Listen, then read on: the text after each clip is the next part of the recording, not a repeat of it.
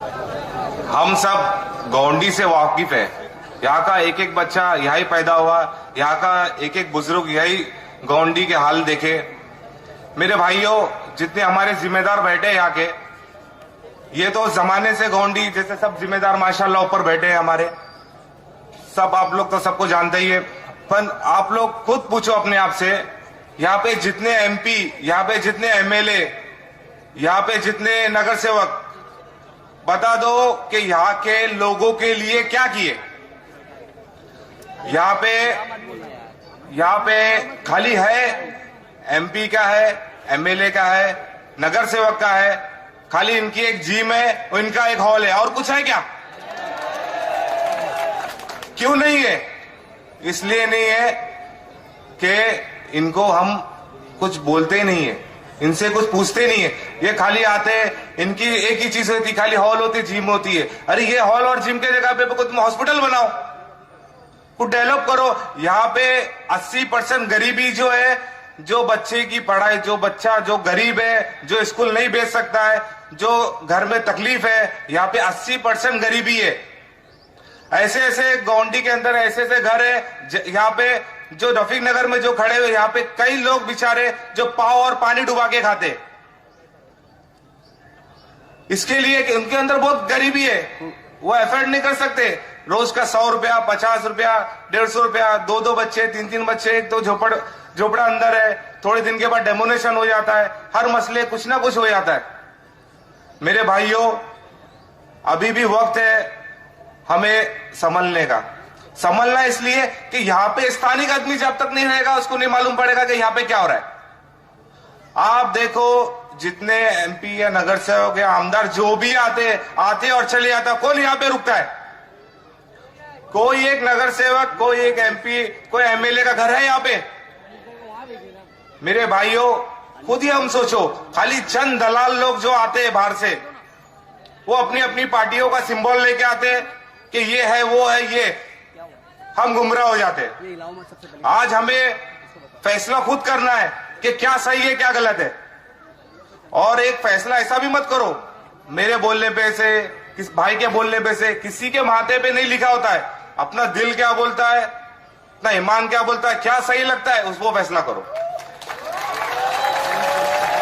और हमें अच्छा फैसला करना चाहिए। अच्छा फैसला ये करना चाहिए, हमें कोई चीज का नुकसान, कोई चीज की तकलीफ, यहाँ ये सोचना चाहिए कि यहाँ पे हालात हाजरा जो खराब हो चुके, यहाँ पे हम कैसा इसको डेवलप करें।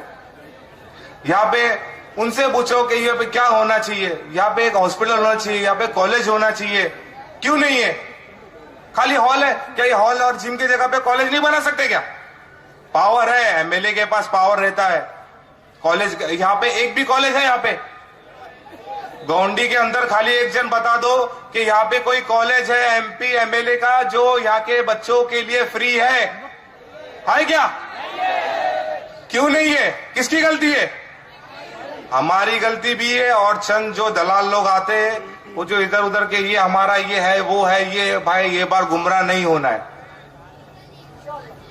ये बार सोचना है क्या सही है क्या गलत है। यार भाई, एक सीट की नहीं बात, हर जगह पे बता रहा हूं, क्या नगर सेवक की बात हो, एमपी की हो, एमएलए की हो, जो सही लगे, जो अच्छा इंसान हो, जो लोगों के लिए, सभी लोगों के लिए जो अच्छा काम करते रहो, खिदमत सबके लिए।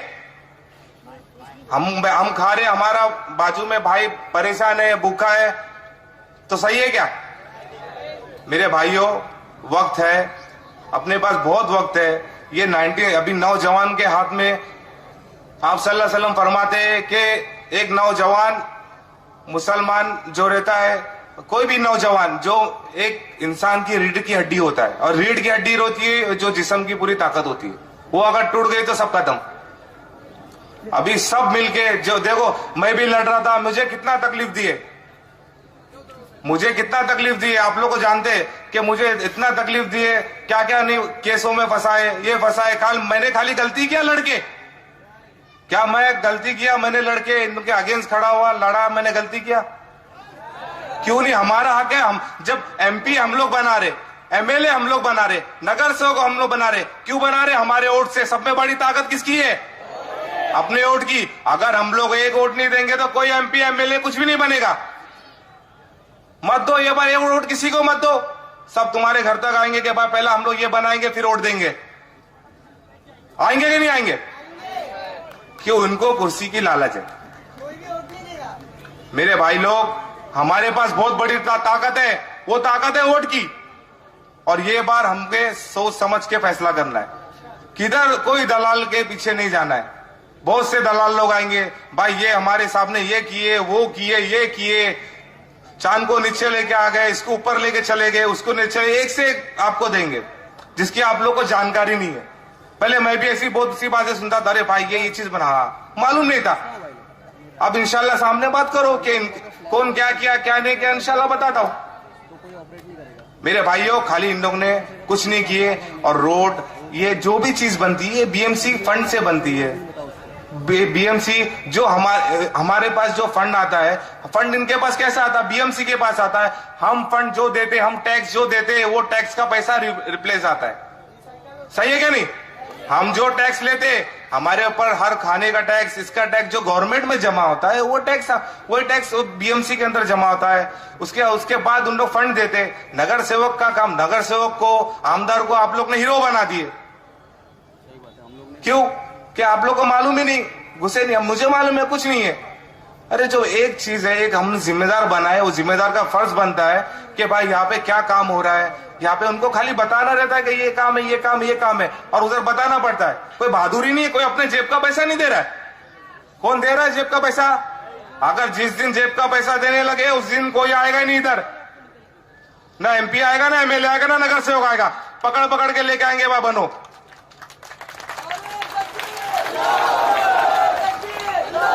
ये बीएमसी का फंड है। बीएमसी का फंड, बीएमसी के पास जो हम जो टैक्स भरते हैं, हमारे जो टैक्स होता है, बस में जाते हैं, जो बीएमसी को फायदा होता है, ज़कात नाके का जो बीएमसी को फायदा होता है, जो हम और भी जो काम होते हैं, जो अनाज आते हैं, ये आते हैं, जो टैक्सेस जो आते हैं, वो सब लाइट का है, इसका टैक्स है, जो हर जो टैक्स बचता है वो सब बीएमसी के पास जाता है, स्टेट के पास जाता है। इनका फंड बनता है। ये देते हैं कि आप यूज करो, आप खाली काम बताओ, ये हकीकत बता रहा हूं आप लोग को। तो कोई बहादुरी का काम नहीं है भाई। बहादुरी का काम वो है, तुम यहाँ के लिए नया क्या लेके आ सकते हो, नया कॉलेज क्या कर सकते हो, नया डेवलप क्या कर सकते हैं। ये तो रोड बना रहे, ये बना रहे, तो नॉर्मली ये तो फंड टाइम पीरियड खत्म होता है तो बनता है। जैसे एक घर गिरने वाला रहता है तो घर वाला क्या करता, बनाता है। वैसा बीएमसी को हम जो टैक्स देते हैं, ये रोड खत्म होता है, 3 साल का पीरियड रहता है रोड का। ये जानकारी लो, हर 3 साल के अंदर बीएमसी को रोड बनाना ही है। टाइम पीरियड खत्म होता है, डीएलपी जिसको बोलते हैं, डीएलपी खत्म होने के बाद बनाते हैं लोग। मेरे भाइयों, ये सब सिस्टम से होता है। ये कोई नया नहीं लेकर आता। नया यहाँ का एमपी एमएलए जब रहते हैं तो यहाँ पे नया ये होना चाहिए, यहाँ पे कॉलेज होना चाहिए, यहाँ पे डिलीवरी हॉस्पिटल होना चाहिए, यहाँ पे लोगों को जो फायदा होते। अभी कितने ऐसे हो जाते मसले डिलीवरी हॉस्पिटल के लिए, कोई जा नहीं पाता है। शताब्दी फुल, राजावड़ी फुल, साइन फुल, किधर जावे। और जो गरीब लोग हैं, पैसा नहीं है, हॉस्पिटलों में आते तो बहुत चार्जेस होते हैं, वो अफोर्ड नहीं कर सकते। गरीब है, क्या करेंगे। तो कितने एक्सीडेंट ऐसे आप लोग के सामने कैसे हुए। मेरे भाइयों, मेरा बोलने का मकसद यही है कि खाली गुमराह मत हो। इंशाल्लाह एक देखो, सब में बड़ी ताकत नौजवान है। नौजवान मिलके हमारे घर में समझाएंगे, अपनी माँ बहन को समझाएंगे, ये चीज को आगे बढ़ाएंगे कि भाई ये चीज में डेवलप होना मांगता। हमारा मेन मकसद क्या, डेवलप है। क्या होना चाहिए यहाँ पे, क्या ऐसी रहना है क्या? इधर कुछ भी नहीं है। यहाँ पे हमारा मकसद है, यहाँ पे डेवलप होना चाहिए। यहाँ के बच्चे, हम तो पढ़ नहीं पाए, यहाँ पे कितने नौजवान है जो पढ़े नहीं है गरीबी की वजह से। हम नहीं पढ़ पाए, पर हमारे बच्चे पढ़ना मांगता है इधर।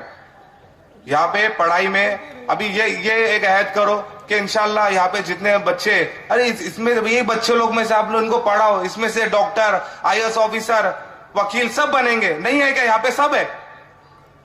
जिनके पास पैसा है वो है।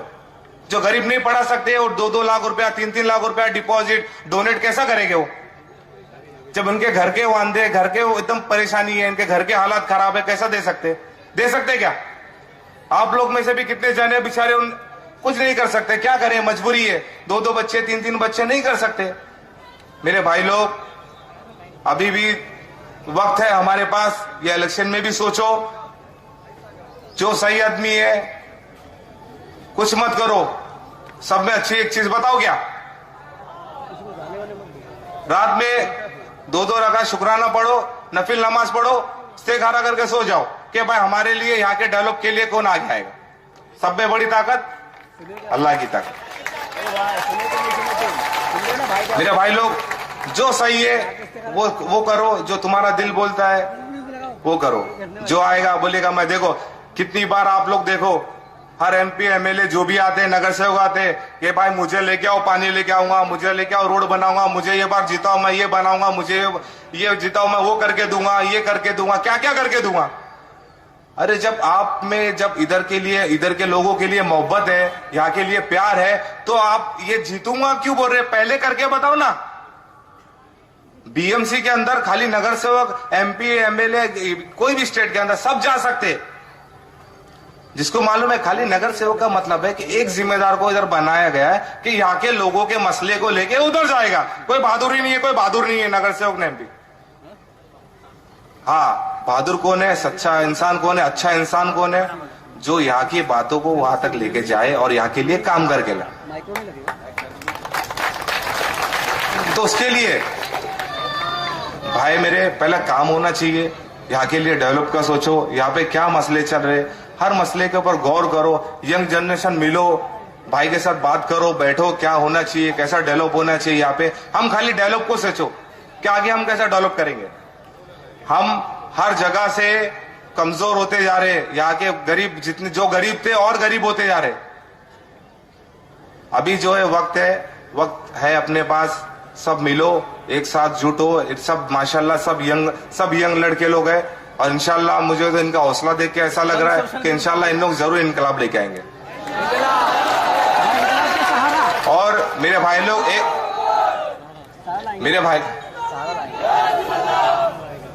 लोग एक अहद करके चलो, वो काम करेंगे जो अपना जमीर गवारा करे, वो काम करेंगे जो अपना जमीर गवारा करे। यहाँ पे नशा हो रहा है, नशे को रोको, यहाँ पे कुछ गलत काम हो रहा, गलत काम को रोको, यहाँ पे अपने एक पावर बताओ, अच्छे काम करो कि लोगों को फायदा हो। ऐसा काम मत करो कि अपना जमीर खुद। नौजवान है, इसके लिए खास करके बोल रहा हूं कि आप लोग मिलो, सबसे जितने यहाँ के मसले मसाइल को सुनो, यहाँ के आगे की बात करो, एकजुट हो, एक ताकत बनो, चेंज करो। मैं जब नगर सेवक मैं लड़ रहा था, मेरे को कितने जन ने बोले मत लड़, ये मत लड़, वो पार्टी वाले वो खा जाएंगे, जैसे शेर आ गए, कोई बहुत बड़ा डर हो गया मेरे को। अरे मैं बोला नहीं, मेरे दोस्त लोग थे माशाल्लाह, हमारे मेरे यंग सोशल ग्रुप तो जो था जिम्मेदार, हमारे सब बड़े जो जिम्मेदार लोग थे, वो सब मिलके बोले नहीं मोहम्मद इंशाल्लाह देखेंगे। सब कैंडिडेट खड़े हुए माशाल्लाह वन साइड जीत के आए। क्यों जीत के आया कि हमारे में मैं कभी भी स्पीच किया, किधर भी मेरे वार्ड में गया, मैंने किसी से वोट नहीं मांगा, मैंने किसी से वोट ही नहीं मांगा। मैं बोलता था भाई मुझे मत वोट दो, भाई एक काम करो, मेरे लिए खाली दुआ करो और ये सोचो कि अल्लाह अगर हक पे है तो ये लड़के को फतेह कर, नहीं तो ऐसे ही जान दो, कोई बात नहीं, अल्हम्दुलिल्लाह। तो मेरे भाई लोग जो भी है, हम किसका भी साथ दे रहे, किसका भी सपोर्ट कर रहे, सोचो समझो। और जितने दलाल आते, एजेंट आते, अभी बहुत पार्टी, हर चीज के दलाल लोग आएंगे, एक से एक, हर जगह से दलाल लोग आएगा, भाई हमारे ये तिस्मार खान आ गए, ये आ गए, वो आ गए, ऐसा आ गए, वैसा आ गए। पर ये बार बहुत सोच के चलना है। जितने यंग लड़के शायद करो कि बार ये बार कोई गलत डिसीजन नहीं लेंगे, कुछ पैसों के लिए, कुछ इसके लिए। हम आप लोग को सब मालूम है कि यहाँ पे क्या मसला होता है, तो ये सब मसले को खत्म करके ये बार चेंज करना है, चेंज जरूर करना है इंशाअल्लाह। कि यहाँ पे कौन कॉलेज लेके आएगा, यहाँ पे पूछते हैं यहाँ पे कॉलेज कौन लेके आएंगे। हम तो 5-5 साल से 10-10 साल से हर एक को देख के आ रहे, हम तो 5-5 साल से हर जन 5-5 सबको देते आ रहे। ये बार कोई स्थानिक आदमी को देखो, आप में से कोई एक बच्चा खड़ा हो जाओ, आप में से कोई एक लड़का लाओ, हम लोग सपोर्ट है, मैं भी सपोर्ट करूंगा, हम लोग मैं भी खुल के सपोर्ट करेंगे हम लोग पूरा। हम लोग ये चाहते हैं कि भाई यहाँ पे डेवलप है और कुछ नहीं। भाई मैं जब देखते आ रहा है कि अपन बहुत पीछे, यहाँ पे देखो गार्डन, आपके सामने गार्डन है क्या नहीं, इतने साल से कोई बनाया गार्डन? वहां पे एक मर्डर, 2 रेप और 300 साल ऐसे कितने केस हुए थे, पहले कितने केसेस हुए थे। आज वो गार्डन के अंदर 350 औरतें लोग जॉगिंग करती सुबह के टाइम पे। ये चेंज होना मांगता है। आप लोग भी कोई देखो, मिलो, जुड़ो और सब सोचो और उसके बाद फैसला करो कि क्या सही है क्या गलत है। मेरे भाई लोग जितने यंग स्टार है और माशाल्लाह जितने यंग स्टार है सब एक्टिव है और सब इनके अंदर एक जज्बा है। सब अपने अपने घरों में लोगों को बताओ कि यहाँ पे अभी चेंज मांगता है। हमें कोई ऐसी चीज नहीं, हमको खाली क्या मांगता है, चेंज मांगता है। यहाँ पे क्या मांगता है, हॉस्पिटल मांगता है, मैटरनिटी हॉस्पिटल यहाँ पे पास है, हमको हॉस्पिटल मांगता है। यहाँ पे हमको कॉलेज मांगता है। यहाँ के बच्चे देखो आप इधर से वो स्कूल वो चेंबूर साइड चले जाओ, कॉन्वेंट स्कूल के अंदर कुछ नहीं होता है। यहाँ पे लेते क्या बच्चे लोग को, क्यों बोलते हैं 20-50 हजार डोनेशन, 40 हजार डोनेशन। यहाँ की पढ़ाई तो आप लोग को तो मालूम है, यहाँ की पढ़ाई बच्चा क्या करेगा। 10th का बच्चा को इंग्लिश स्पीकिंग पूरी नहीं आती है, वाह कन्वर्ट के 5th स्टैंडर्ड का बच्चा अच्छी खासी बोलता है, क्यों, पढ़ाई का मसला है। हम सोचो कि यहाँ के बच्चे ये सोच के चलो कि हम लोग गौंडी के अंदर से एक IAS ऑफिसर बनाएंगे, एक एडवोकेट बनाएंगे, एक डॉक्टर बनाएंगे, एक पुलिस वाला बनाएंगे। हर चीज में हर अच्छे काम में जो अच्छे डिपार्टमेंट में सब यहाँ के बच्चे, गरीब बच्चे यहाँ पे भी जाके नाम कमाएंगे इंशाल्लाह। हयात करते भाई, सब करेंगे कि यहाँ के हर बच्चा इंशाल्लाह हयात करेंगे। और दुआ में याद रखो, दुआ की दरखास्त। और मेरे भाई लोग और सब मिलके भाई का सपोर्ट करो और इंशाल्लाह सब मिलके एक अच्छे इंसान को आगे लेके आओ, जो सही है वो चीज को आगे लेके आओ। खुदा हाफिज।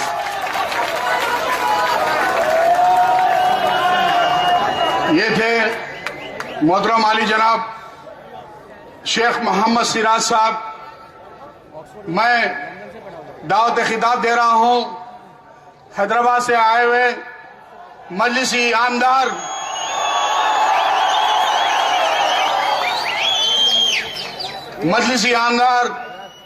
मोहतरम आली जनाब अहमद बलाला साहब।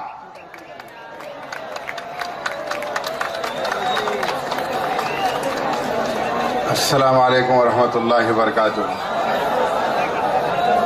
सैनशीन पे तशरीफ़ फरमा इज़्ज़त माब आली जनाब अलहाज बैरिस्टर असदुद्दीन अवैसी साहब, सदर कुल हिंद मजलिस इत्तेहादुल मुस्लिमीन व रुकन पार्लियामेंट हैदराबाद, दीगर जिम्मेदारान, गोवंडी कॉन्स्टिट्यूंसी, दोस्तों, बुजुर्गों, नौजवान साथियों और पसे पर्दा सुनने वाली मेरी इज्जत माँ और बहनों, ये जलसा हालात हाजरा है और आप तमाम लोग जानते हैं ये इंतखाबी दौर से हम लोग गुजर रहे हैं। आज इलेक्शन का मौसम महाराष्ट्र के ऊपर छाया हुआ है और आज मजलिस इत्तेहादुल मुस्लिमीन जो आपकी और हर मुसलमान की अजीज जमात है वो महाराष्ट्र में आपके दरमियान में आपके लिए आई हुई है। आज सदर मजलिस ने बहुत गौर किया कि हम तेलंगाना के अंदर मुयस्सर तरीके से नुमाइंदगी करते आ रही है मजलिस इत्तेहादुल मुस्लिमीन। आज ये काफी गौर व फिक्र के बाद आज महाराष्ट्र का रुख की मजलिस इत्तेहादुल मुस्लिमीन ने, तो क्योंकि अगर यहाँ के जो बड़े बड़े ओहदों के ऊपर बैठे हुए हैं, यहाँ के जो अपने आप को ठेकेदार समझते हैं, अगर वो आपका दर्द वो मुसलमानों का और कमजोर तबकात का दर्द समझते और उनके मसाइल की यकसुई करते, तो क्या मजलिस इत्तेहादुल मुस्लिमीन को यहाँ आने की जरूरत थी? आज ये लोग कौम और मिल्लत को छोड़कर सिर्फ और सिर्फ अपने जेबा भरने के ऊपर बैठे हुए, ये किसी का कोई दर्द नहीं है इनको। आज सिर्फ मुसलमान को कोनी पे गुड़ लगाकर बताया जा रहा है, खाली देख खुश हो खाने सकना तू, ये हाल करके रखे महाराष्ट्र में मुसलमान। इसीलिए मजलिस इत्तेहादुल मुस्लिमीन ने यह फैसला किया कि हम मयस्सर तौर पर जिस तरीके से तेलंगाना में और हैदराबाद में नुमाइंदगी करते आ रही हैं, उसी तरीके से तमाम महाराष्ट्र में बिलखुसूस मुंबई के अंदर उसी तरीके से नुमाइंदगी करेगी। और हमारा हक अगर कोई सीधे तरीके से नहीं देगा तो मजलिस जानती है उसको कैसे छीन के लिया जा सकता है। तो आज यहां पर आपने देखा कोई कारनामों के बुनियाद के ऊपर यहां पर पिछले वक्त भी इलेक्शन नहीं लड़ा गया। मजलिस इत्तेहादुल मुस्लिमीन का अहिया इस बात पर है कि तमाम को कलमे की बुनियाद के ऊपर मुत्तहिद किया जाए। हर एक को सिर्फ जो ला इलाहा इल्लल्लाह मोहम्मद रसूलुल्लाह कलमा पढ़ता है वो सब एक है। जबकि गुज़िश्ता इलेक्शन के अंदर यहां पर शिया सुन्नी फिल्म चला के इलेक्शन लड़ा गया। क्या मैं गलत कह रहा हूं आपसे? तो इस चीज को जो हम में तफरीका डालने वाला हमारा, जिसको हम अपना समझते हैं, वो जब हम में तफरीका डाल सकता है तो वो हमारा कैसा हो सकता है? तो इस चीज को आप गौर कीजिए। हम सबको एक प्लेटफॉर्म पर लेकर आने के लिए सदर मजलिस बैरिस्टर असदुद्दीन अवैसी और अकबरुद्दीन अवैसी साहब ने बेड़ा उठाया। आपके दरमियान में आपके पास आई है जमात। आपको गौर करना चाहिए कि जमात किसकी है और किसका दर्द लेके निकली है और आपको किसका साथ देना चाहिए। इस बार इस तरीके से आप तमाम को निकलकर वोटिंग करना चाहिए कि सब भूल जाएंगे कि मजलिस है या ये क्या है। इस तरीके से मजलिस के उम्मीदवारों को आपको कामयाब करना होगा। मैं आपके और सदर साहब के दरमियान में ज्यादा वक्त नहीं लेते हुए यही कहूंगा कि आप मुत्तहिद रहिए, मुनज़्ज़म रहिए। मजलिस इत्तेहादुल मुस्लिमीन आपकी जमात है। हम उसको मजलिस कहते हैं, आप उसको मीम पार्टी कहते हैं। बात एक ही है, लेकिन है वो आपकी जमात। उसको मजबूत कीजिए। आपके लिए निकल कर ये हैदराबाद से यहां तक आई है। शुक्रिया। अस्सलाम वालेकुम। ऐज़ान मिल्लत, आपके बीचों बीच में वो शख्सियत आने वाली है अब जिस पर नुमाइंदगी नाश करती है, क़यादत नाश करती है।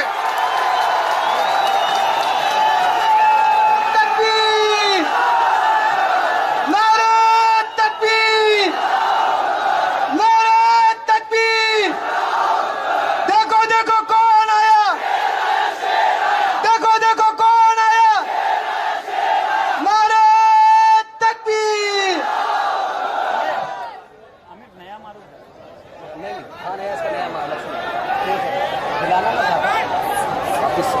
अभी नहीं स्टार्ट करेगा तो चल मार मार मार स्टार्ट। शहनशीन बतशरीफ फरमा, मोअज़्ज़िज़ हाज़रीन इकराम, बुजुर्गान मिल्लत, मेरे नौजवान साथियों, जनाब सैयद अब्दुल नबी साहब, अल्ताफ क़ाज़ी साहब, शेख मोहम्मद सिराज, अनवर मंसूरी साहब,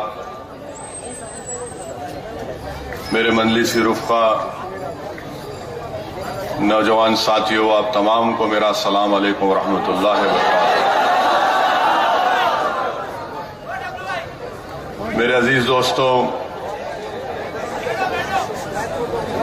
मजलिस इत्तेहादुल मुस्लिमीन ने जब ये फैसला लिया कि हम महाराष्ट्र के असेंबली इंतखाबात में हिस्सा लेंगे, तो यह फैसला मजलिस का नया नहीं है। 2009 के असेंबली इंतखाबात में भी मराठवाड़ा के इलाके में मजलिस इत्तेहादुल मुस्लिमीन ने असेंबली के इंतखाबात में हिस्सा लिया। मगर अब जब मजलिस इत्तेहादुल मुस्लिमीन मराठवाड़ा के साथ साथ मुंबई में और गोवंडी में और मुंब्रा में इंतखाबात में हिस्सा ले रही है, तो बहुत से सियासी जमातों को, जिसमें कांग्रेस है, राष्ट्रवादी कांग्रेस है, समाजवादी पार्टी है, बीजेपी है, शिवसेना है, इन तमाम को अचानक पेट में दर्द शुरू हो गया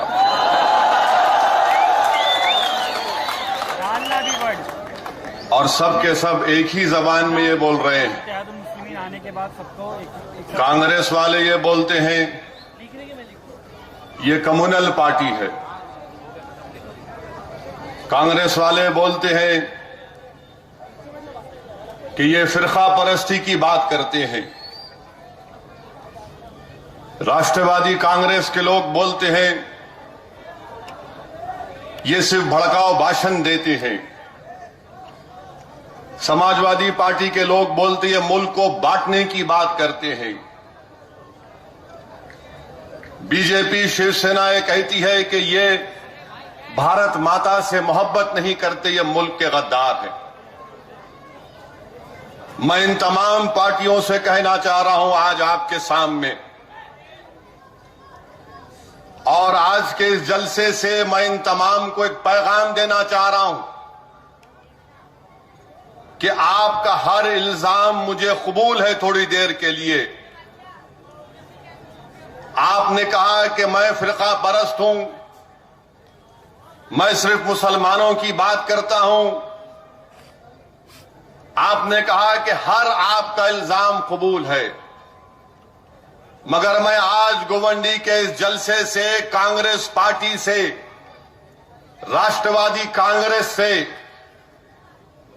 बीजेपी से, शिवसेना से, समाजवादी पार्टी से चंद सवालात रखना चाहता हूं और मैं उनसे पूछना चाहता हूं कि इन सवालात का जवाब आप आवाम में दे दो, मुझे मत दो। मैं आपके दरमियान में खड़े होकर इस बात को आपके सामने रख रहा हूं। क्या यह बात सच नहीं है कि महाराष्ट्र की आबादी 2011 के सेंसस के मुताबिक 11 करोड़ के करीब आबादी है महाराष्ट्र की, जिसमें से 1 करोड़ 50 लाख मुसलमान रहते हैं। क्या यह बात सच नहीं है? कांग्रेस के लीडरों, राष्ट्रवादी कांग्रेस, समाजवादी पार्टी, बीजेपी और शिवसेना के तमाम कायदीन, मैं तुमसे कह रहा हूं, क्या यह बात सच नहीं है कि महाराष्ट्र में मुसलमानों की 60% आबादी, मुसलमानों की 60% आबादी सतह गुर्बत से नीचे जिंदगी नहीं गुजार रही?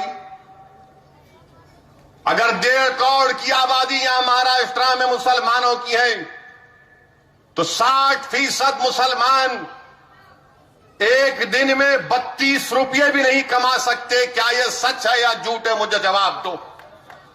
15 साल से तुम हुकूमत कर रहे हो, मैं हुकूमत नहीं कर रहा हूं।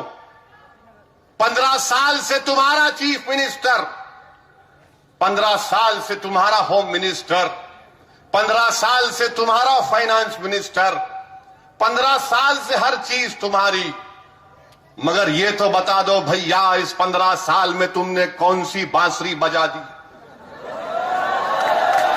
तुमने कौन सा ऐसा नया गाना तैयार किया कि 15 साल में तुम्हारी हुकूमत में हम 60% हमारी गरीबी में इजाफा हो गया। 60% Muslims living below poverty line. यह आपकी देन है या मेरी देन है? 32 रुपये दिन को कमा नहीं सकते हम लोग। क्या यह बात सच नहीं है? कांग्रेस, राष्ट्रवादी कांग्रेस और जो इस गोवंडी के लोगों का वोट लेकर एसपी के नुमाइंदे जो महाराष्ट्र के असेंबली में बैठे रहे 5 साल, बताओ क्या यह बात झूठ है कि महाराष्ट्र की गवर्नमेंट की मुलाजमतों में, जहां पर हमारी आबादी 1.5 करोड़ की है, सिर्फ 4% मुसलमान गवर्नमेंट की मुलाजमतों में काम करते? बताओ किसने रोका तुमको मुझे चपरासी की नौकरी देने के लिए? तुम क्लास 4 की नौकरी मुझे दे सकते थे। मेरी आबादी 13% और नौकरियों में मेरा तनासुब 4%, और फिर तुम मुझको उंगली उठाकर बोलते कि मैं कम्युनल हूं, मैं भड़काऊ भाषण बात करता हूं, मैं मुल्क से मोहब्बत नहीं करता हूं। बताओ, मुल्क से मोहब्बत तुम करते हो या मैं करता हूं? फिरका परस्ती का मुजाहरा तुम करते या मैं करता हूं? 15 साल की तुम्हारा राज, 5 साल तुम महाराष्ट्र के असेंबली में एमएलए बन के बैठे रहे। ये सवाल का जवाब दो। क्या यह बात सच नहीं है कि महाराष्ट्र में कितने मुस्लिम आईएएस आईपीएस ऑफिसर हैं? कितने मुस्लिम आईपीएस आईएएस ऑफिसर हैं? इस सवाल का जवाब दो, क्योंकि जब तुम मुझ पर उंगली उठाकर कहते हो कि हैदराबाद से एक शेरवानी आ गई, हां, ये शेरवानी तुमको परेशान करेगी इंशाअल्लाह ताला। अब 15 साल तुमको कोई मुकाबले में नजर नहीं आया। 15 साल जितने उठे तुमने उनको सबको खरीद लिया। 15 साल में जितने उठे तुमने उनको डराया या पैसों से खरीद लिया, मगर आज 15 साल के बाद एक मर्द तुम्हारे सामने खड़े होकर सवाल कर रहा है। अब तुमको जवाब देना पड़ेगा।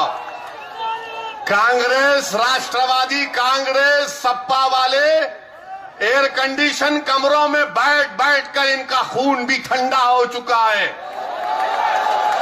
इनमें हरारत बाकी नहीं रही, हिलने का नाम नहीं लेते। ये समझ रहे कि 15 साल राज किए तो दोबारा 5 साल राज करेंगे। तुम्हें इख्तिदार मिलेगा या नहीं मिलेगा उसका फैसला महाराष्ट्र की आवाम करेगी। मगर एक बात याद रख लो, अब से तुम रातों में चैन की नींद नहीं सो सकते। तुमको तुम्हारे कानों में हमारी आवाज गूंजेगी, हमारे सवालात गूंजेंगे। ये मेरे सवाल नहीं है, ये महाराष्ट्र के हर गरीब मुसलमान का सवाल है, जिसके मुंह में जबान है मगर वो अपनी जबान को जुबिश नहीं दे सकता, जिसकी आंख में बीनाई है मगर इसकी आंखों में आंसू है, जिसके जिस्म में दिखने को खून नजर आता मगर एक चलती फिरती लाश तुमने उनको बसा दिया। नौजवान नजर आते हैं मगर जेलों में नजर आते। क्या ये बात झूठ सच है या झूठ है, मुझे बताओ। कि आज महाराष्ट्र की जेलों में 36% मुसलमान जेलों में, 36% मुसलमान जेलों में। मैं फिरका परस्त हूं या तुम फिरका परस्त हो? तुम भारत माता से तुम मोहब्बत करते या मैं करता हूं? बताओ, ये सवाल का जवाब दो कि आखिर क्यों महाराष्ट्र की जेलों में अगर मजहब के नाम पर देखा जाए तो 36% मुसलमान जेल में, हमारी आबादी 13%, 6000 के करीब अंडर ट्रायल मुस्लिम नौजवान जेलों में हैं। 18 और 22 साल की उम्र में सबसे ज्यादा कौन है? मुसलमान। मैं फिरका परस्त, मैं भड़काऊ भाषण देता हूं। अब सुनो ये भाषण तुम मेरा, क्योंकि 15 साल में इनके सामने लोग कव्वाली बजा रहे थे, 15 साल में इनके चमचे इनके सामने ताथैया कर रहे थे। अब हम तुमको नचाएंगे इंशाअल्लाह ताला। तुम नाचोगे हमारे सामने, हम बैठ के नजारा देखेंगे। तुमने हमको जेलों की हवा दिलाई, तुमने हमारे गलों में झूठा इल्जाम डालकर हमको बदनाम किया। आज महाराष्ट्र की गरीब आवाम, चाहे वो मुसलमान हो, दलित हो, कोई भी हो, बीसी हो, आज आपको जवाब देना पड़ेगा इन लोगों के खिलाफ। और ऐसा जवाब देना यहां पर कि जब कोई रास्ते से जाएगा कांग्रेस ऑफिस के तो कहेगा, हां ये खंडर बड़ा बुलंद था, इंशाअल्लाह ये तुम्हारी इमारतों में खंडर होने जा रहा है इंशाअल्लाह। जेलों में हमको डालते हैं, 36% मुसलमान जेलों में। बताइए क्या ये सवाल का जवाब कौन देगा? मेरे अजीज दोस्तों, क्या ये बात झूठ है? मैं चीफ मिनिस्टर पृथ्वीराज चौहान से पूछ रहा हूं। अभी हमारे कारपोरेटर साहब ने कहा कि यहां पर डंपिंग यार्ड, कचरा लाके डाला जाता है। चीफ मिनिस्टर साहब, अगर कल से आपके घर के सामने पूरे मुंबई का कचरा लाकर रख देंगे तो आप बीमार पड़ जाएंगे, बेहोश हो जाएंगे। मगर ये हमारा दिल गुर्दा है कि तुम हमको कचरा समझकर हमारे बस्तियों में लाकर कचरा डालते और जलाते हो। उस धुएं से हमको टीबी हो जाता है, उस धुएं से हमको टीबी हो जाता है। कॉन्ट्रैक्ट खत्म हो गया मगर निकालने की बात नहीं। डंपिंग यार्ड है क्योंकि गरीबों की बस्ती है। करोड़पतियों की बस्ती में अगर स्ट्रीट लाइट बंद रहे तो परेशान हो जाते। करोड़पतियों की बस्ती में अगर लाइट चले गई 10 मिनट के लिए तो ब्लड प्रेशर बढ़ जाता। करोड़पतियों की बस्ती में पानी नहीं आया तो जाकर 20-20, 30-30 रुपए के बिस्लरी के कार्टन खरीद लेते। मगर जो महाराष्ट्र की गरीब बस्तियों में रहता है, जिसको दिन में नहीं दिनों में पानी मिलता है, बताओ ये सवाल का जवाब कौन देगा? ये सवाल का जवाब कौन देगा? मेरे अजीज दोस्तों, मैं तुमको यहां पर जगाने के लिए आया हूं। मैं तुमको आज ये कहने आया हूं कि अब उठो, अब तुमको करवट लेना पड़ेगा, तुमको उठकर अपने हक को मनवाना पड़ेगा।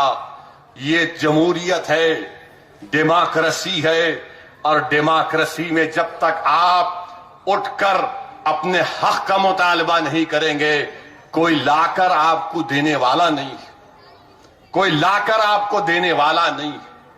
क्या ये बात सच नहीं है? महाराष्ट्र के home minister R R Patil साहब को हमसे बड़ी मोहब्बत है। अब पुलिस वाले भी हंस रहे उनका नाम लिए तो, क्योंकि उनको मालूम उनका पावर चला गया, अब उनके पास पावर नहीं है। हम जब कभी भी गोवंडी को आना चाह रहे थे, मुंबई को आना चाह रहे थे, मुमरा को आना चाह रहे थे, पुलिस परमिशन देती, मगर ऊपर से फोन आ जाता, नहीं इनको मत आने दो। तो हमारे घर को बेचारे पुलिस वालों को भी जाते हैदराबाद, लव लेटर लेके आते थे कि अब नको आओ साहब, अभी मत आओ, अभी मत आओ।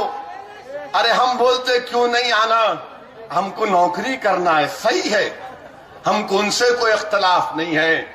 हमको इख्तलाफ है तो उन जालिमों से है जो इख्तिदार के नशे में गुरूर और तकब्बुर का एक मीनार बन चुके। आज इनके तकब्बुर, इनके गुरूर को जमीन पर लाकर खत्म करना है इंशाअल्लाह ताला। कभी आने नहीं दिए, इतना रोके, इतना रोके, इतना रोके कि अब मुंबई के लोगों ने सोचा आखिर है कौन ये, इतना क्यों रोक रहे हैं उनको। तो लोगों ने देखा कि जो हक बयान करते हैं, जो सच्चाई को अवाम के सामने रखते हैं, हुकूमत घबराती है उनसे, हुकूमत डरती है उनसे। आज आप देखिए कि गरीबी की बात जब होती है, पूरे महाराष्ट्र में 33 लाख मुसलमानों के घर है, और उस 33 लाख घरों में से 6.5 लाख घरों में राशन कार्ड नहीं है। कहां गया राशन कार्ड? फिर कौन राशन खा रहा है? ये किसके घर में चावल की बोरी जा रही, किसके घर में केरोसिन जाना, कहां जा रहा ये?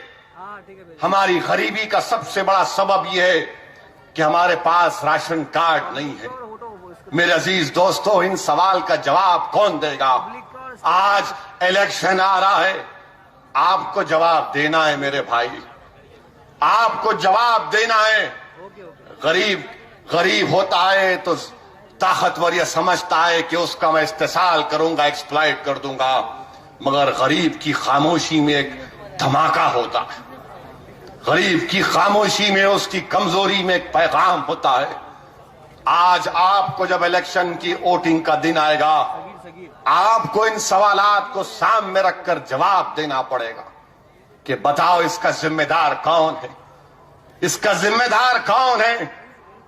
क्या आज मैं तुम नौजवानों से पूछना चाहता हूं, क्या यह बात सच नहीं है कि मुस्लिम नौजवानों में अनएम्प्लॉयमेंट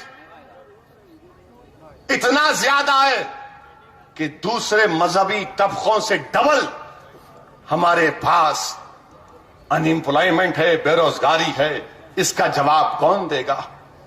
इसका जवाब कौन देगा कांग्रेस वालों? इसका जवाब कौन देगा कि क्यों मेरे नौजवान के पास नौकरियां नहीं है? तुम उनको नौकरियां नहीं देते, बैंक उनको लोन नहीं देता, घर बनाने के लिए बैंक नहीं देता, और पूरे मुस्लिम इलाके को नेगेटिव जोन डाल कर रख देते। कितने मुसलमानों को लोन मिला तुम्हारे 15 साल में? रखो आवाम के सामने। बताओ, ये इन लोगों को लोन मिला? लोन भी नहीं मिलता हमको। और हमारा नौजवान, जैसा कि अभी बताया गया कि ड्रग्स ले रहा है, नशा कर रहा है। अगर तुम उस नौजवान को जिंदगी की राह दिखाओगे, जिंदगी का मकसद दिखाओगे कि छोड़ इस ड्रग्स को, तुझे अगर नशा लेना है तो अल्लाह से मोहब्बत कर, रसूल से मोहब्बत कर, वो दुनिया का सबसे बड़ा नशा है। दुनिया में इससे बड़ा कोई नशा नहीं है मेरे नौजवानों। जो अल्लाह उसके रसूल से बेपनाह मोहब्बत करेगा सल्लल्लाहु अलैहि वसल्लम से, वो मोहब्बत ही खुद बहुत बड़ा नशा है। मगर इन नौजवानों को जिंदगी का मकसद नहीं दिया जा रहा है। इन नौजवानों को जिंदगी का मकसद नहीं दिया जा रहा है। क्या ये बात सच है या झूठ है? बताओ कांग्रेस वालों, तुम 15 साल से पावर में रहे, तुम्हारी रिपोर्ट, एक मुसलमान के एक घर में, एक कमरे में क्या 5 से 6 लोग नहीं सोते? ये इनकी रिपोर्ट है, मेरी रिपोर्ट नहीं है। मैं जहन से नहीं बता रहा हूं, इनकी रिपोर्ट है रहमान कमेटी की। एक कमरे में 5 और 6 लोग रहते हैं। आज तुम मुझे गाली देते तो हमारे बस्तियों को गाली देते, हमारे महल्ले जात को गाली देते। चीफ मिनिस्टर साहब, कभी तुम मेरी चौखट पर आकर झांक कर देखना था कि एक मुसलमान के घर में रात के वक्त में कितने लोग सोते अंदर और बाहर। कभी तुम देख लेते, मगर नहीं, इसका सवाल, इसका जवाब इनके पास नहीं। क्या यह बात गलत है कि महाराष्ट्र के मुसलमानों के घरों में 60% घर में वॉशरूम नहीं है? 60% घरों में वॉशरूम नहीं है। इसका जिम्मेदार कौन है? मैं जिम्मेदार हूं। मैं भड़काऊ भाषण देता हूं, मैं हिंदुस्तान से मोहब्बत नहीं करता हूं, यह तुम्हारा झूठा इल्जाम। मेरे अजीज दोस्तों, ये सवालात हैं जिस पर आपको जवाब देना है। क्या आप जवाब देंगे? नहीं देंगे? कैसे देंगे जवाब आप? याद रखो, जज्बात में आकर नारे तकबीर बोलने से काम नहीं बनता। हम कोई सोडा फैक्ट्री में काम नहीं करते, हम कोई थम्स अप नहीं है कि हिलाए तो निकल गए। अपने जज्बात को रोक के रखो, और जब पोलिंग करने जाओगे तो अपना एक एक वोट का इस्तेमाल करो। लाखों की तादाद में अपने घरों से निकलो और जमहूरी अंदाज में अपने वोट का इस्तेमाल करके बताओ इन लोगों को, जिन्होंने हमको हमारा हक नहीं दिया, जिन्होंने हमको हमारा हक नहीं दिया। मैं पूछना चाहता हूं साबिका होम मिनिस्टर से, सॉरी, अब इनकी कैबिनेट रिजाइन कर चुकी है। साबिका होम मिनिस्टर साहब, मालेगांव का बम ब्लास्ट किसने किया भाई? क्या मुसलमानों ने किया जो एटीएस बोलती, या कर्नल पुरोहित और प्रज्ञा ठाकुर ने किया? ये कौन सा मानवाली कर लिया आप? कौन जिम्मेदार है? हम करे या वो करे? किसने किया? 10 साल दिल्ली में आपकी हुकूमत, 15 साल से आपकी एटीएस। कौन बताएगा कि वो बच्चे किए नहीं किए? बरसों जेल में रहे, बरसों जेल में रहे, उनकी जिंदगियां तबाह हो गई। महल्ले में लोग उनसे हाथ मिलाना तो दूर की बात, नजर मिलाने कतराते। तुमने जिंदगी भर उनके पेशानियों पर लिख दिया कि ये टेररिस्ट है, जबकि सारी दुनिया जानती कि हमने नहीं किया, मगर आपकी हुकूमत है। हम ये पूछना चाहते हैं, बताओ, इस सवाल का जवाब दो कि पूना की जो बेकरी में ब्लास्ट हुआ, हिमायत बेग को सजा दी गई। आज नया एविडेंस सामने आया, और एविडेंस क्या कहता है? आप थोड़ी देर के लिए सोचिए कि एक नौजवान पूना से मोटरसाइकिल पर बैठता है और बैठकर औरंगाबाद 3 घंटे में आ जाता। कौन सी मोटरसाइकिल है भाई ये? वो मोटरसाइकिल का नाम क्या मोदी बाइक है क्या? बैठे की 3 घंटे में वैसा बैठा उन्हें पूना में औरंगाबाद में निकल गया 3 घंटे में। मैं पुलिस वालों से जो वो इन्वेस्टिगेशन कर रहे, मेरे को भी एक मोटरसाइकिल दिला दो वैसे, मैं भी खरीदना चाहता हूं वो मोटरसाइकिल को। 3 घंटे में पूना से औरंगाबाद हिमायत बेग पहुंच गया। रास्ते में जितने टोल है सबके ऊपर वीडियो कैमरा, एक भी वीडियो कैमरे में उसकी फोटो नहीं है। क्या हिमायत बेग जिन है? बोल के निकल गया ऐसा उन्हें। आपका कैमरा भी कैच नहीं करा। कौन जिम्मेदार है इसका? चीफ मिनिस्टर साहब। क्या महाराष्ट्र की असेंबली में किसने पूछा इस बच्चे के बारे में?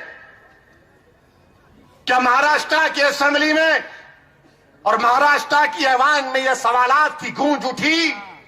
नहीं उठी, अब उठेगी इंशाअल्लाह ताला। अब उठेगी, आवाज गूंजेगी, मजलूमों के हक का मुतालबा करेगी मजलिस महाराष्ट्र के असेंबली के ऐवानों में इंशाअल्लाह ताला। इसका जवाब इनके पास नहीं है। मेरे अजीज दोस्तों, ये बातें आपके सामने रख रहा हूं। क्या महाराष्ट्र में सिर्फ 2% मुस्लिम बच्चे ग्रेजुएशन करते हैं? नहीं करते, बताओ कौन जिम्मेदार है इसका? अगर यहां पर मैं नौजवानों से पूछूंगा, तुम हाथ उठाकर मेरे सवाल का जवाब देना, क्या तुम पढ़ना चाहते? नहीं पढ़ना चाहते? कितने लोग पढ़ना चाहते? हाथ उठाओ। चीफ मिनिस्टर साहब, हम पढ़ना चाह रहे, तुम कॉलेज नहीं देते हमको। यहां पर जितने मां बाप बैठे हुए हैं, क्या वो अपने बच्चे को हायर सेकेंडरी स्कूल में या अपनी बेटी को पढ़ाना नहीं चाहते? बताइए, क्या आप चाहते या नहीं चाहते? तो फिर क्यों महाराष्ट्र में 1.5 किलोमीटर दूर एक हायर सेकेंडरी स्कूल दूर क्यों है मुस्लिम बस्तियों से?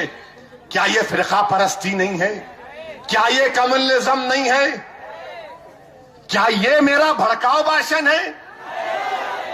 मेरे अजीज दोस्तों, यही बातें थी कि ये आपको नहीं पहुंचाना चाहते थे। ये नहीं चाहते थे कि तमाम बातें अवाम में आए। और अजीब व गरीब 15 साल की हुकूमत, समझ में नहीं आता। 3 लाख करोड़ का खर्चा कर दिया। 3 लाख करोड़ का खर्चा। अरे बाबा, ये खर्चा गया कहां? फिर मेरे घर में तो चिराग नहीं हुआ, मेरे गली में तो पानी नहीं आया, मेरी बस्ती में कचरे की धुआं से मैं बीमार पड़ रहा हूं, मेरे गोवंडी में दवाखाना नहीं है। फिर ये 3 लाख करोड़ का खर्चा कहां गया? तो मालूम हुआ 75,000 करोड़ का इरिगेशन का स्कैंडल हुआ। वाह, मुबारक हो आपको। कुछ तो फायदा नहीं हुआ, अपना तो फायदा कर लिए। 75,000 करोड़ का स्कैंडल। लोगों ने जाकर अजीत दादा पवार से पूछा, इज्जत से बोल रहा हूं, देखो ये क्या किया? इतना पैसा खर्चा किए, कनाल में पानी नहीं आया, तो उन्होंने बोले क्या मैं मूतूं उस कनाल में? बताइए, क्या ये भड़काऊ भाषण नहीं है? मगर इसके ऊपर कोई जवाब नहीं देते। 75,000 करोड़ का स्कैंडल।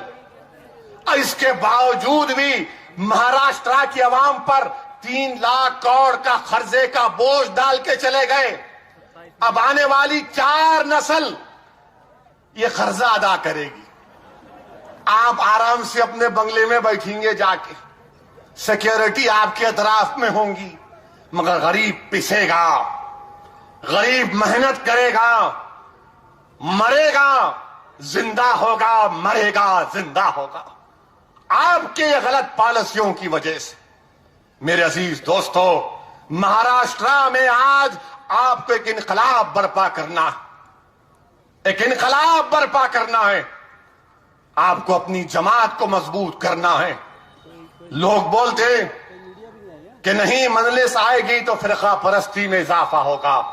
मैं आपसे पूछना चाह रहा हूं, 1909 से 2009 तक क्या मुंबई में 1900 लोगों की मौत हुई नहीं हुई कम्युनल राइट्स की वजह से? क्या मजलिस की वजह से हुई? क्या मजलिस की वजह से हुई?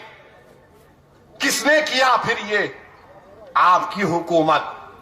और फिर जो लोग हमको फिरका परस्त बोलते, मुझे जरा ये तो बता दो चीफ मिनिस्टर साहब, समाजवादी पार्टी के लोगों, ये नौजवान आज यहां पर बैठे हुए 18, 19 साल 20 साल के नौजवानों, मैं तुम्हारे हाफिजे के लिए, तुम्हारी मेमोरी के लिए, तुम्हारे बुजुर्गों के कत्ल को याद दिलाता हूं कि यही मुंबई की सरजमीन पर शहादत बाबरी मस्जिद के बाद फसाद हुआ। श्री कृष्णा कमेटी बनाई गई। श्री कृष्णा कमेटी बनाने के बाद रिपोर्ट दी गई।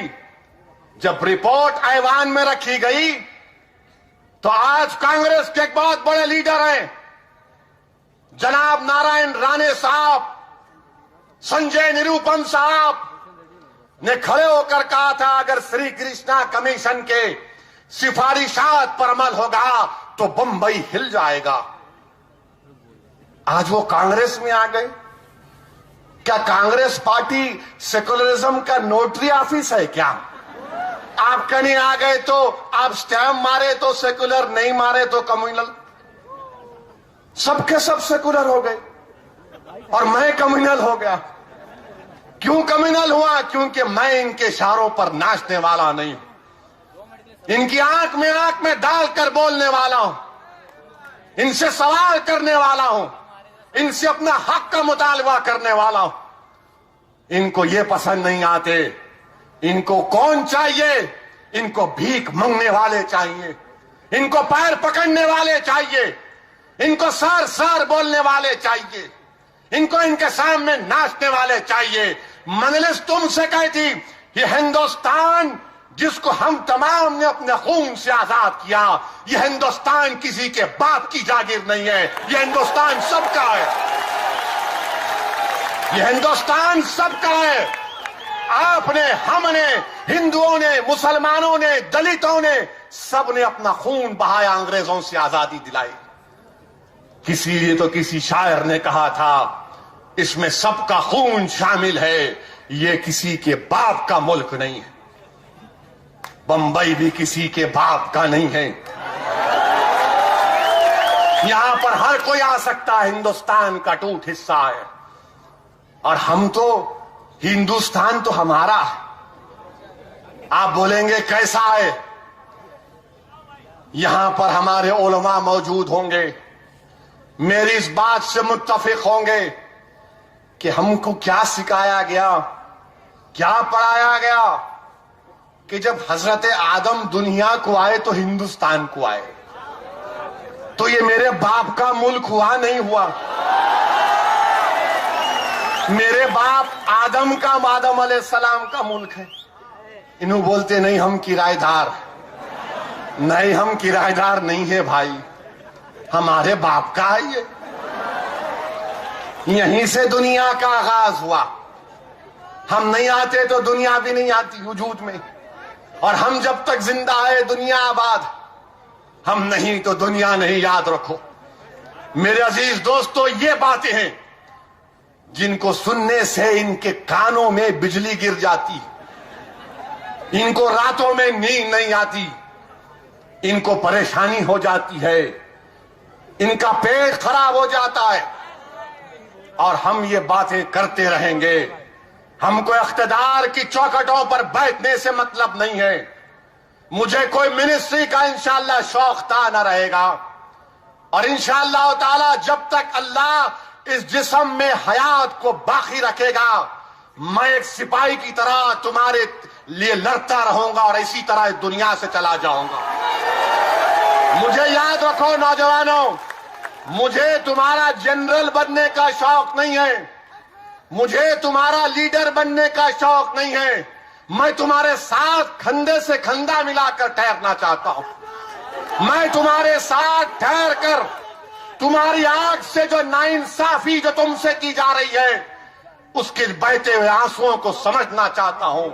अगर दुनिया तुम्हारा साथ दे या ना दे, कम से कम मजलिस तुम्हारा हाथ तो पकड़ेगी, कम से कम मजलिस तुम्हारी आंखों से बहते हुए आंसू को तो पहुंचेगी, मजलिस कम से कम लड़ेगी इन जालिमों से। मेरे अजीज दोस्तों, मैं तुम्हारे दरमियान में ठहरना चाहता हूं। मैं तुम्हारे आगे नहीं, मैं तुम्हारे साथ चलना चाहता हूं। मैं तुमको आगे देखना चाहता हूं। मैं हमारे घरों में चिराग देखना चाहता हूं। आज हमारे मुल्क को फख्र है कि हमने मार्स के ऊपर सैटेलाइट भिजाया। बड़ी एजाज का बात है हिंदुस्तान के लिए। मैं इसरो के तमाम साइंटिस्ट को सलाम करता हूं। मैं इसरो के तमाम साइंटिस्ट को सलाम करता हूं। ये हम हिंदुस्तानियों के लिए एक फख्र और एजाज की बात है। मगर वहीं पर अजीज दोस्तों, एक दिलचस्प वाकया आपके सामने रखना चाहता हूं। जब वो मार्स पर न्यूज आई तो उत्तर प्रदेश से एक नौजवान ने मुझे फोन किया। बार बार फोन आ रहा था। उसने कहा अर्जेंट बात करना है। मैं फौरन बोला शायद कुछ परेशानी होगी। उसका फोन मिलाया, मगर इसका यह मतलब नहीं है कि आप भी कल से शुरू कर देंगे अर्जेंट बात करना है, बात करो। बात कर सकते। मैं फोन मिलाया, उससे पूछा कि भाई बताओ क्या बात है। तो उसने कहा ओवैसी साहब, मैं मुजफ्फरनगर से बात कर रहा हूं, जहां पर कांड हुआ, जहां पर फिसाद हुआ। आज हमारे मुल्क में बहुत बड़ा काम किया। आज मुल्क में मार्स की तस्वीर आ रही। उसने कहा ओवैसी साहब, मेरा ख्वाब भी है कि मैं भी साइंटिस्ट बनूं, मैं भी साइंटिस्ट बनूं, मैं भी इसरो के उस जगह पर जाकर काम करूं। वो बच्चा कहता था कि मैं मैथ्स में बहुत अच्छे नंबर लाता हूं, मैं साइंस और मैथ्स में 95% लाता हूं, मैं साइंटिस्ट बनना चाहता हूं। मैं बड़ा खुश हुआ और मैंने उससे कहा कि बहुत अच्छा तुम्हारा इरादा है, अल्लाह तुम्हारे इस इरादे में तुमको कामयाबी देगा। उस बच्चे ने कहा कि मगर मैं नहीं बन सकता साइंटिस्ट। मैंने पूछा क्यों? तो उसने कहा ओवैसी साहब, हमारे पास मुजफ्फरनगर में जो औरतों का रेप हुआ उसमें मेरी बहन भी शामिल है। उसको हमारे गांव के 6 लोगों ने मिलकर रेप किया। मेरी बहन रातों में पुकारती है, दिन में खाना नहीं खा सकती, इसीलिए मैं उसको देखते रहता हूं। मुझे डर लगा रहता है कि कहीं ये खुदकशी ना कर ले। देखो समाजवादी पार्टी के लोगों, तुम इस बच्चे के ख्वाब को चकनाचूर कर दिए, जिसमें काबिलियत जरूर है। अगर उसको मौका मिलेगा तो हिंदुस्तान का सबसे बड़ा साइंटिस्ट बनेगा। जो हिंदुस्तान एक आज 10-10 सैटेलाइट दाग सकता है। अगर काश हुकूमत करने वाले इन मुसलमानों के चेहरों को देखकर पहचानते उनको कि काबिलियत के एतबार से हम कम नहीं है, हम काबिलियत के एतबार से कम नहीं है। अगर मेरे पेट में खाना नहीं है, मेरे जिस्म पर कपड़ा नहीं है, मगर दिमाग तो अल्लाह ने मुझे इतना दिया कि अगर तुम मुझे मौका दोगे तो मैं इस मुल्क को सुपर पावर बना सकता हूं। मगर तुम्हारे जुल्म की वजह से, तुम्हारे जुल्म की वजह से हमारे ख्वाब चकनाचूर हो रहे। बताओ उस बच्चे पर क्या बीतती होगी।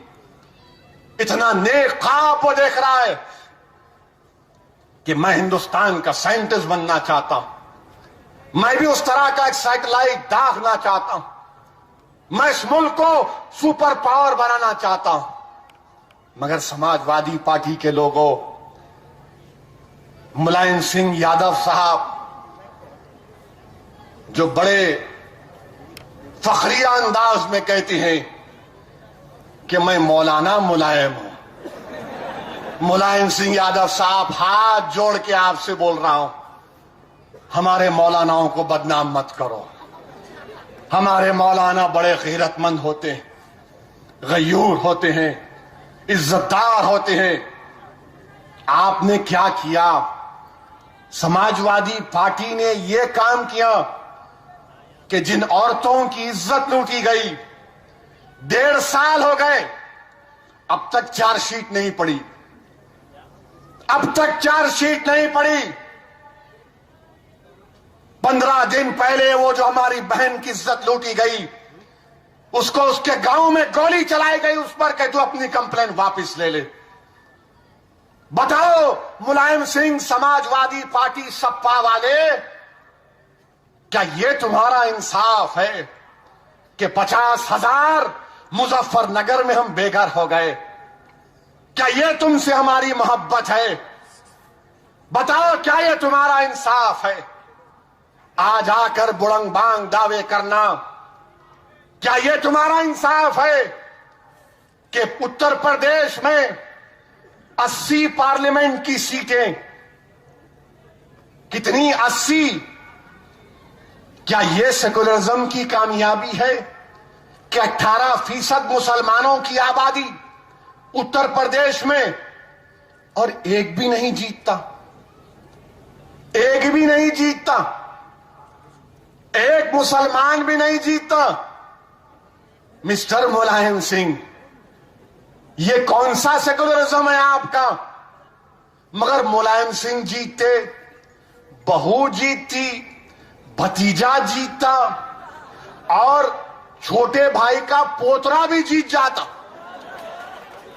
4 जीत गए घर से, आपके चश्मो चिराग जीत गए, और हमारा चिराग आप गुल कर दिए। ये कौन सा इंसाफ है मिस्टर मुलायम सिंह? ये इंसाफ नहीं है, ये फिरका परस्ती है। क्या सपा के लोगों को मेरी इस बात से जरूर पेट में दर्द होगा, पेट में भी दर्द होगा, सर में भी दर्द होगा। अभी तो शुरू किया हूं, ये पहली इलेक्शन की मीटिंग है, इसके बाद और बोलूंगा, बहुत बोलूंगा, और कोड ऑफ कंडक्ट के दायरे में रहकर बोलूंगा। अब के बार तुम मुझे रोक नहीं सकते। अब के बार इलेक्शन कमीशन का कानून है, कांग्रेस का, राष्ट्रवादी का जालिम कानून नहीं है। आज ये कानून के दरमियान में रहकर हम पूछना चाहते हैं, बताओ हमारे बच्चियों की अस्मत रेजी की गई, कितनों पर चार्जशीट दायर किया गया। चार्जशीट तो दूर की बात, गिरफ्तारी नहीं होती। और मुझे अफसोस होता है कि कहने वाले ने कह दिया कि अगर एसपी को वोट नहीं दिए तो डीएनए चेक कराना, डीएनए चेक कराना। जाकर उस बच्ची से पूछो जिसको मुलायम सिंह की हुकूमत में 6 लोगों ने, 5 लोगों ने, 4 लोगों ने बढ़ाना करके गांव से भगाया। पूछो उनसे कि तुम्हारा डीएनए क्या था। क्या तुम उनसे पूछोगे? हम यही बोलते कि मुलायम सिंह हमको अजीज नहीं है, वो हमारी बहन हमको अजीज है। ये मेरा डीएनए है, ये मेरा डीएनए है, ये मेरा डीएनए है। जो लोग अपने आकाओं की ताईद में बड़ी बड़ी बातें कर जाते, होश में आओ, होश में आओ। अगर इंसाफ की आप बात नहीं कर सकते तो गुलामी की बात मत करो, रुसवा मत करो हमको अगयारों के सामने। हम किसकी उम्मत हैं? जिन्होंने कहा था, क्या कहा था इसी महीने में, कहा था कि काले को गोरे पर फौकियत नहीं है। जिन्होंने हमको पैगाम दिया कि पहुंचा दो सारी इंसानियत को कि तुमको मरकर अल्लाह के पास जवाब देना है। क्या जवाब दोगे? क्या उस वक्त नेताजी आएंगे? नेताजी आएंगे, वो आके बोलेंगे अरे इंसाफ की बात करो, लड़ो मजलूमों के लिए, जुल्म के खिलाफ लड़ो, मुसलमानों से गुर्बत के खात्मे की बात करो।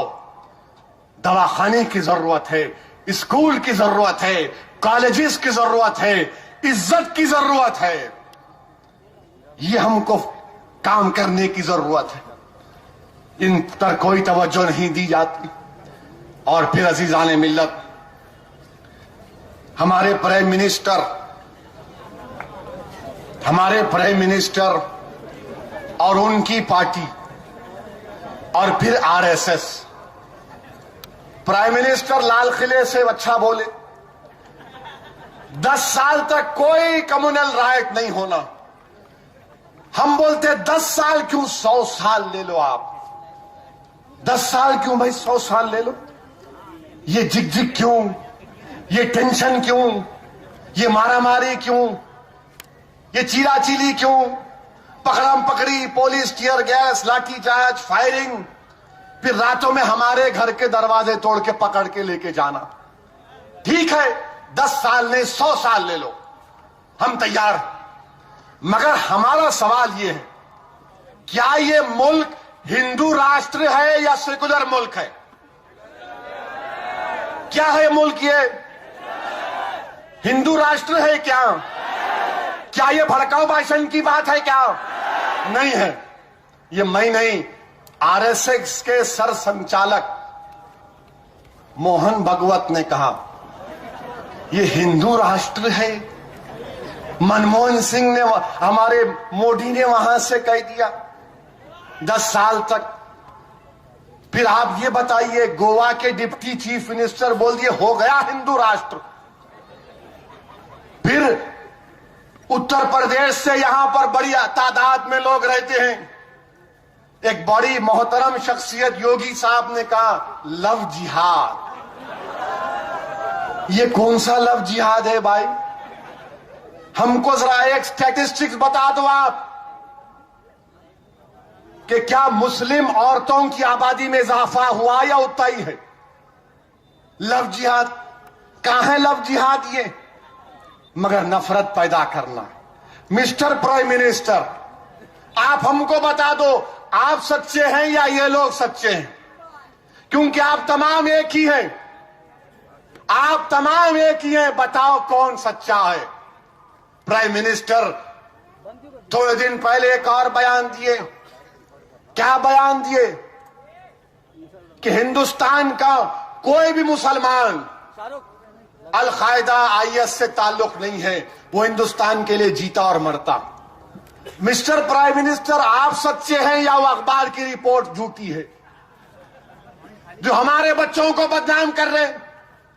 जब हिंदुस्तान का प्राइम मिनिस्टर कह रहा कि हिंदुस्तान का मुसलमान मुल्क के लिए जीता मरता, तो फिर क्यों आईबी वाले उस अखबार के क्यों इंफॉर्मेशन दे रहे? वो हमारे 4 बच्चे गए, एक मर गया। सच क्या है भाई? और मिस्टर प्राइम मिनिस्टर, वजीर आजम हिंदुस्तान, आपको अब मालूम हुआ हम वफादार हैं? नहीं प्राइम मिनिस्टर, अगर बच्चा जब मां की कोख से पैदा होता है, उसकी एक कान में उसका बाप अज़ान देता है, फिर उसके घर का बुजुर्ग उसको शहद चकाता है, और तीसरा जुमला उसके घर वाले उस बच्चे से कहते मुल्क है इससे वफादारी करना। ये हमको सिखाया जाता, पैदाइश के बाद हमको दर्ज दिया जाता। मगर आप हमको आज बोल रहे मिस्टर प्राइम मिनिस्टर, हमको आपसे सर्टिफिकेट की जरूरत नहीं है, हमको आपसे सर्टिफिकेट की जरूरत नहीं है। अब प्राइम मिनिस्टर आएंगे महाराष्ट्र को, आके बोलेंगे मित्रों मित्रों मित्रों, भाई बहनों, जरा ये भी तो बताना 25 साल का रिश्ता कैसे टूट गया भाई मेरे? 25 साल का अटूट रिश्ता, अच्छे दिन आ गए क्या? 25 साल का रिश्ता अचानक गायब।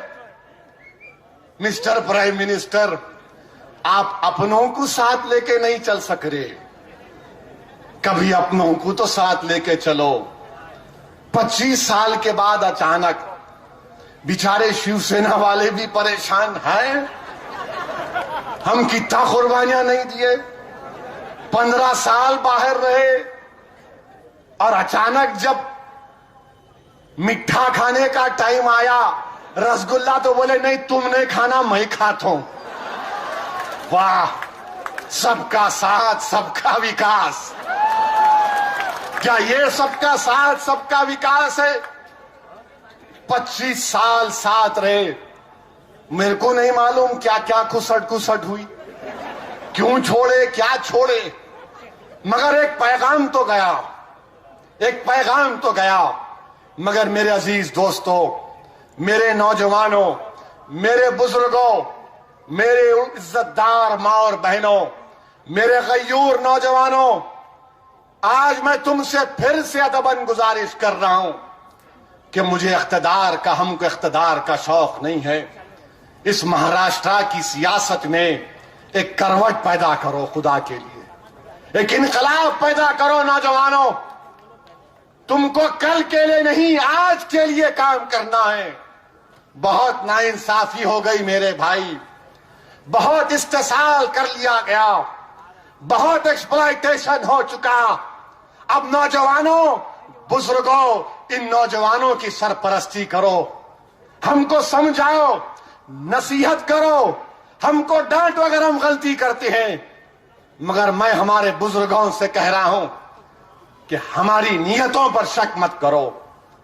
हमारा एक ही मकसद है कि हमको समाजी इंसाफ मिले, नौकरियों में हिस्सा मिले, बेरोजगारी में खात्मा हो, पीने का साफ पानी मिले, मेरा बच्चा या बच्ची बीमार हो गई तो दवाखाना मिले, कॉलेज मिले, बैंक से लोन मिले, जो जेलों में बच्चे हैं वो रिहा कराएं।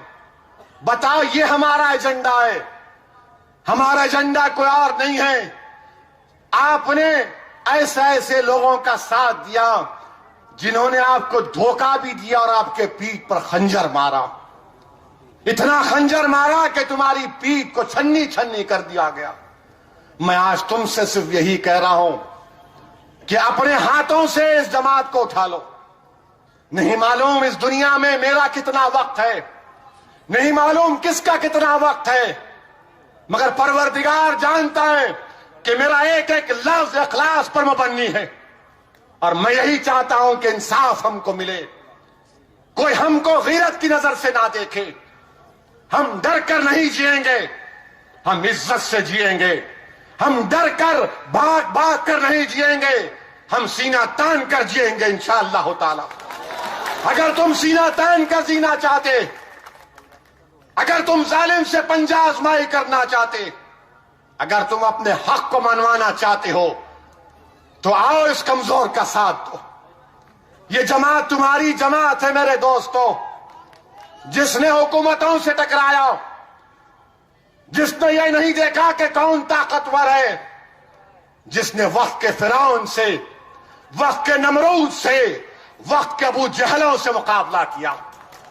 नौजवानों, मैं तुमको दावत दे रहा हूं, यह महीना कुर्बानी का है, यह महीना कुर्बानी का है, आइंदा महीना भी कुर्बानी का है। क्या तुम थोड़ा वक्त कुर्बान नहीं कर सकते?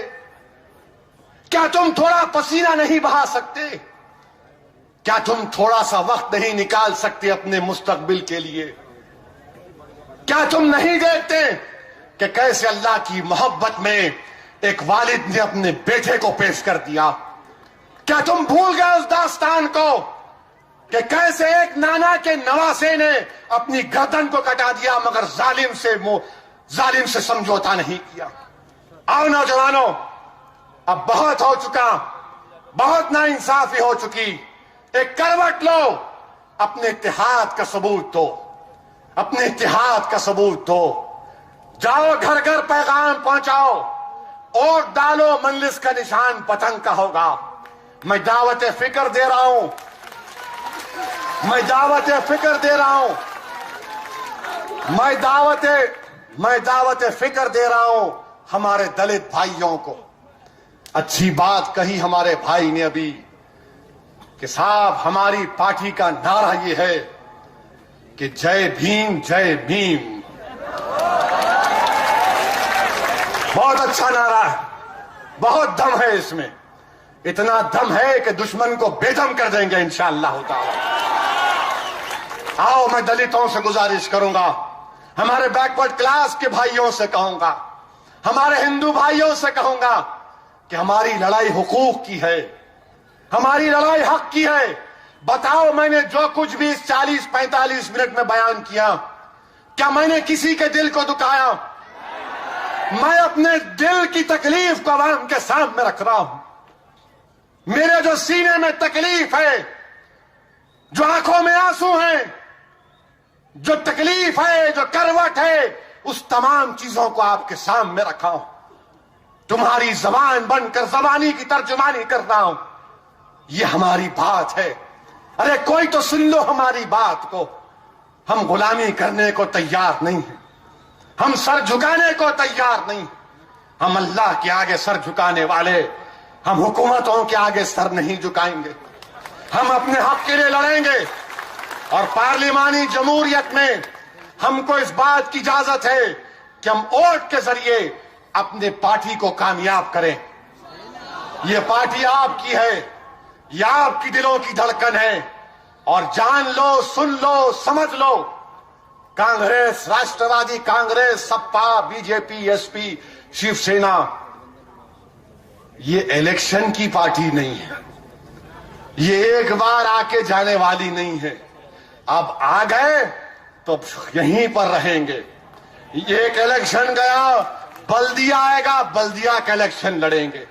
2019 का है, पार्लियामेंट का आएगा, लड़ेंगे। ये असेंबली आएगा, लड़ेंगे। हर इलेक्शन लड़ेंगे। 35 जिलों में, 33 जिला परिषद में, 260 म्युनिसिपल कारपोरेशन में, महापंचायतों में, हर जगह अब मजलिस लड़ेगी इंशाअल्लाह ताला। हम सबको साथ लेकर काम करना चाहते हैं। शुक्रिया, अल्लाह हाफ़िज़।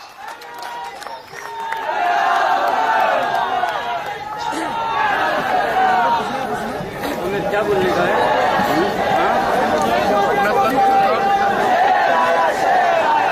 हमें चल जा।